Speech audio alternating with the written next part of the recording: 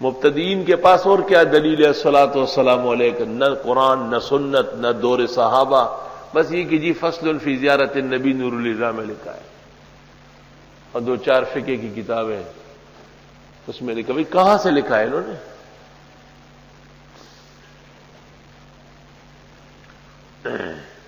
پوری دنیا میں اگر کسی مسلمان کو الصلاۃ والسلام علیک یا رسول اللہ کی سند مل گئی کہ رسول اللہ صلی اللہ علیہ وسلم نے کبھی ارشاد فرمایا ہو، یا کسی صحابی نے آپ کے زمانے میں پڑھی اور آپ نے سنا ہو، یا ہمارے فقہ کے ائمہ ابو حنیفہ، مالک، شافعی، احمد، ابو یوسف، محمد، سرخسی کے دور تک، اس کے بعد نہیں، اس کے بعد تو انتشار ہے، 434 تک پوری دنیا کے اندر کسی ایک سند قوی نہیں، ضعیف کے ساتھ مجھے کوئی دکھائے، ہرگز نہیں ثابت ہوگا انشاءاللہ۔ فَإِن لَّمْ تَفْعَلُوا وَلَن تَفْعَلُوا فَاتَّقُوا النَّارَ الَّتِي وَقُودُهَا النَّاسُ وَالْحِجَارَةُ۔ اس کے ثبوت میں سوائے دیوبندی عبارات کے کچھ نہیں ہے کہ حضرت شیخ الحدیث نے لکھا ہے اور فلاں صاحب نے لکھا ہے، فلاں صاحب نے لکھا۔ مناظرے کے وقت کوئی شیخ الحدیث تھوڑا چلتا ہے، مناظرے کے وقت تو قرآن و سنت چلتے ہیں۔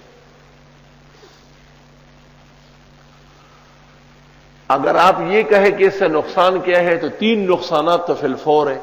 ایک تو تخاطب کا صیغہ غائباً محل نظر ہے، ثانیاً عقید حاضر ناظر اور علم غیب جو مشرک کا ہے، اس کی رکاوٹ کا ذریعہ کیا آپ کے پاس سوائے اس کی جڑ کاٹنے کی؟ تیسرا یہ کہ جو درود نبی نے بیان فرمایا ہے، درود ابراہیمی، وہ ترک ہوا یا نہیں؟ وہ بالکل فرضی ہے، بلکہ رائے حق کے اندر مبتدئین کے مشہور خطیب اکاڑوی نے لکھا ہے کہ وہ نماز کے علاوہ پڑھنا ہی مکروہ ہے۔ لے حضرت سے صحابہ نے جو سوال کیا ہے، قد عرفنا السلام علیک فکیف نصلی علیک، اس میں نماز کا کوئی ذکر نہیں ہے، مطلق آپ نے درود السلام پوچھا ہے، اور حضرت نے فرمایا قولوا اللہم صلی علی محمد وعلی آل محمد۔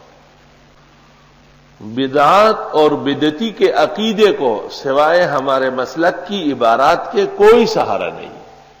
آج بھی وہ ہمارے خلاف جو پروپیگنڈا کرتے ہیں تو ہمارے بزرگوں کی بعض عبارتیں کاٹ کوٹ کے شائع کرتے ہیں، وہ قرآن و سنت کے دلائل سے ہمارا رد نہیں کر سکتے۔ قرآن و سنت کے دلائل سے تو وہ مردود ہے اور ہر اعتبار سے ملعون ہے اور بری طرح مطرود عند اللہ ہے۔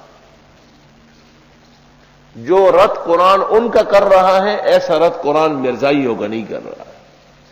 جتنا رد قرآن مشرک و بدعتی، وہ تو مقاصد میں آپ نے پڑھ لیا کہ قرآن کا مقصد ہی اللہ کی توحید و شرک کی نفی ہے، تو جو شرک کرے گا اس کا رد قرآن کرے گا۔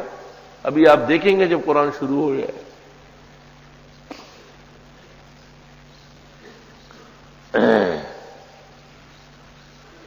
نستغفرک اللہم ونسألک السلام والعافیہ، لا الہ الا اللہ وحدہ لا شریک لہ، لہ الملک ولہ الحمد وعلی کل شیء قدیر۔